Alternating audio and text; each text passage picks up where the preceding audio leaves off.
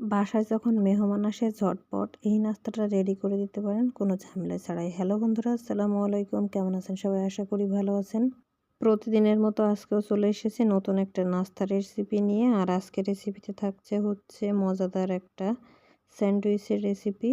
এই রেসিপিটা আপনারা খুব সহজে বাসায় ঝটপট করে ফেলতে পারবেন খুবই অল্প সময়ে, আর পরিমাণে খুবই কম দিয়ে অনেকজন একসাথে নাস্তা করতে পারবেন। হাতে যখন সময় কম থাকে ঝটপট এটা রেডি করে ফেলতে পারবেন কোনো ঝামেলাবিহীন। আর এর জন্য আপনাকে কোনো হ্যাসেল পোহাতে হবে না। আর প্রথমে আমি নিয়ে নিয়েছি 1 পিস পাউরুটি, আর এটা এখন কেটে টুকরো করে নিয়েছি। এগুলো এখন প্লেটে উঠিয়ে নিচ্ছি সুন্দর করে। আর একটা ডিম নিয়ে নিয়েছি। ডিমের মধ্যে সামান্য একটু লবণ ও 2 টেবিল চামচ চিনি দিয়ে সুন্দর করে মিক্সড করে নিচ্ছি। স্যান্ডউইচটা অনেকেই ঝাল এবং মিষ্টি দুইটাই করে খান, আবার কেউ বা ঝাল কেউ বা মিষ্টি, যে যেভাবে খেতে পছন্দ করেন সেভাবে তৈরি করে নিতে পারেন। আমি আমার বাচ্চার জন্য করছি, এই জন্য আমি চিনি দিয়েছি, কোনো পেঁয়াজ মরিচ ব্যবহার করি নাই। অনেকে চাইলে ডিমের সাথে পেঁয়াজ মরিচও ব্যবহার করতে পারেন।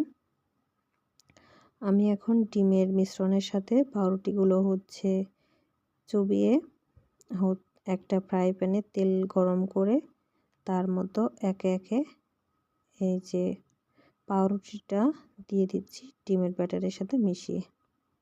আর এই স্যান্ডউইচটা যেহেতু মিষ্টি দিয়ে বানানো, আপনার বাচ্চা ঝটপট খেয়ে নেবে খুব অনায়াসে।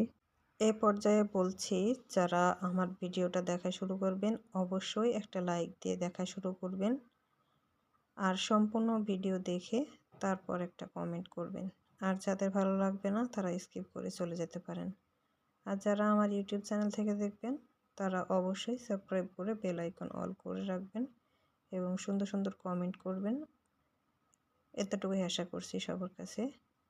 আর এই দিকে আমি স্যান্ডউইচটা চুলাতে বসাই দেওয়ার পর অবশিষ্ট যে ডিমের সাদা অংশটা ছিল সেগুলো হচ্ছে ডিমের ওপরে চামচের সাহায্যে অল্প অল্প করে দিয়ে নিয়েছি।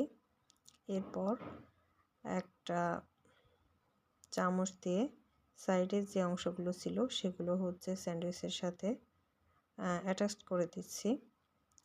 এ পর্যায়ে চুলার আঁচটা খুবই কম রাখতে হবে, কারণ বেশি রাখলে এটা পুড়ে যাওয়ার সম্ভাবনা থাকবে। লো হিটে এটা একটু ভেজে নিতে হবে উল্টে পাল্টে। আমি এখন এগুলোকে উল্টে দিচ্ছি। সর্বোচ্চ 5 মিনিট ব্যয় করে আপনি এই কাজটা করে ফেলতে পারবেন। চাইলে এমনিও খেতে পারেন, আর হাতের কাছে যে কোনো সস থাকলে সেটা দিয়েও পরিবেশন করতে পারবেন। আজকে এখানে শেষ করছি। সবাই ভালো থাকবেন। আসসালামু আলাইকুম।